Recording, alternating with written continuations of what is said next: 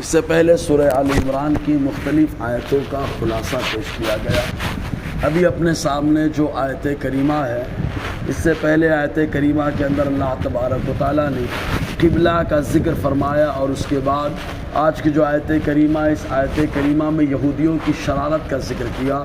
چنانچہ یہودی حضور صلی اللہ علیہ وسلم کے آنے سے پہلے حضور کے وسیلے سے دعائیں تو مانگتے رہے، اور کوئی ان کے بارے میں نبی آخر الزماں کے بارے میں پوچھتا تو بہت خوش ہو کر بتایا کرتے تھے کہ ان کے اندر ایسی خوبیاں ہیں، ایسی باتیں موجود ہیں، اور وہ جب آئیں گے تو ان معاملات کے حامل ہوں گے۔ لیکن جب نبی آخر الزماں صلی اللہ علیہ وسلم جلوہ گر ہوئے تو ان لوگوں نے خود تورات کے اندر وہ تمام خوبیاں جو حضور صلی اللہ علیہ وسلم کی ذکر کی گئی، ان لوگوں نے اس کو نکال کر ان کی جگہ اپنے اعتبار سے بہت ساری باتوں کو جو ہے ایڈ کر دیا اور اس میں شامل کر دیا۔ اس طریقے کہ اللہ تبارک و تعالیٰ کی آیتوں کو بھی بدلا، اور حضور صلی اللہ علیہ وسلم کی صفات جو تورات میں مذکور رہی ان کو بھی بدل دیا۔ چنانچہ اس سلسلے میں ایک کڑی ملتی ہے تفسیر قرطبی کے اندر کہ ایک یہودی بادشاہ مامون کے پاس آیا، اور آنے کے بعد اس نے شاندار کلام کیا۔ کلام کر ایسا کیا کہ بادشاہ بڑا خوش ہو گیا،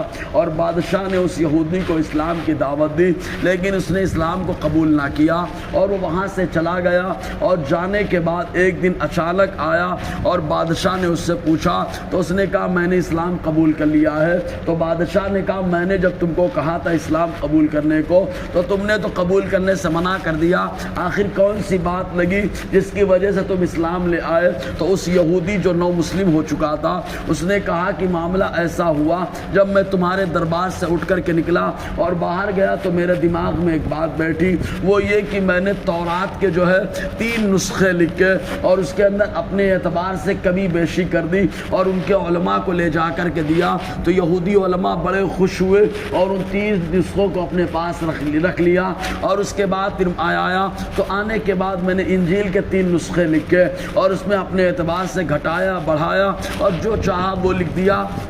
اور اس کے بعد ان کے انجیل کے جو عالم تھے، ہوشیار اپنے آپ کو سمجھتے تھے، ان لوگوں کے پاس لے جا کر ان 3 نسخوں کو دیا تو ان لوگوں نے بھی قبول کر لیا اور بڑے خوش ہوئے۔ اور جب اس کے بعد میں آیا تو میں نے قرآن کے 3 نسخے لکھے، اور لکھنے کے بعد جب اس امت کے علماء کے پاس ان 3 نسخوں کو لے کر کے گئے تو جانے کے بعد ان کو پیش کیا تو ان علماء نے کہا جب تک ہم مکمل ان کو پڑھ نہیں لیں گے تب تک ہم قبول نہیں کریں گے۔ چنانچہ ان لوگوں نے پڑھا، جہاں جہاں میں نے تبدیلی کی تھی ہر جگہ نشان ان لوگوں نے لگا دیا، اور لگانے کے بعد ہمارے نسخے ہمارے حوالے کر دیے اور کہا کہ اسلام میں اس کی قطعاً کوئی گنجائش نہیں ہے، اس لیے کہ تم نے تبدیل کر کے پیش کیا ہے، اس میں تحریف کر کے پیش کر دیا ہے۔ بس یہی بات میرے دل میں گھر کر گئی کہ میں نے تورات کو دیا، بدل کر ان لوگوں نے قبول کر لیا، انجیل کو دیا، بدل کر ان لوگوں نے قبول کر لیا۔ تو جس کتاب قرآن مقدس کو بدل کر جب میں نے پیش کرنا چاہا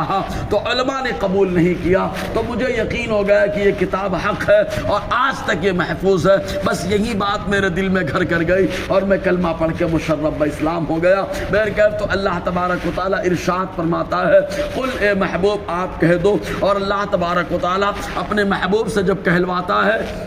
تو مطلب یہ کہ محبوب کی زبان سے آواز کو سننا اللہ تعالیٰ پسند کرتا ہے، اس لیے اللہ تعالیٰ فرماتا ہے محبوب کہہ دو یا اہل الکتاب، اے کتاب والو۔ حالانکہ کتاب والے ہم بھی ہیں کیونکہ قرآن مقدس ہماری کتاب ہے تو ہم کتاب والے بھی ہو گئے، لیکن عام طور سے جب اللہ تبارک و تعالیٰ اہل کتاب کر کے خطاب کرتا ہے تو یہاں پہ یہودی اور نصرانی مراد ہوا کرتے ہیں، اور جب ایمان والوں سے خطاب کرتا ہے اگرچہ ایمان والے بھی قرآن والے ہیں، کتاب والے ہیں، لیکن ان سے جب خطاب کرتا ہے تو کہتا ہے یا ایھا الذین آمنو، اے وہ لوگ جو ایمان لائے۔ تو اللہ تعالیٰ فرماتا اے کتابیو لما تکفرون بآیات اللہ، کیوں تم لوگ انکار کرتے ہو اللہ کی آیتوں کا، اللہ کی نشانیوں کا؟ کیونکہ حضور صلی اللہ علیہ وسلم کی ایک ایک صفت، ایک ایک خوبی اللہ تعالیٰ کی قدرت کی نشانی ہے، اس لیے کہ اللہ نے جو بھی خوبی اپنے محبوب کی دی ہے اعلیٰ درجے کی عطا فرمائی ہے، جو اللہ تعالیٰ کی قدرت کی نشانی نشاندہی کرتی ہے۔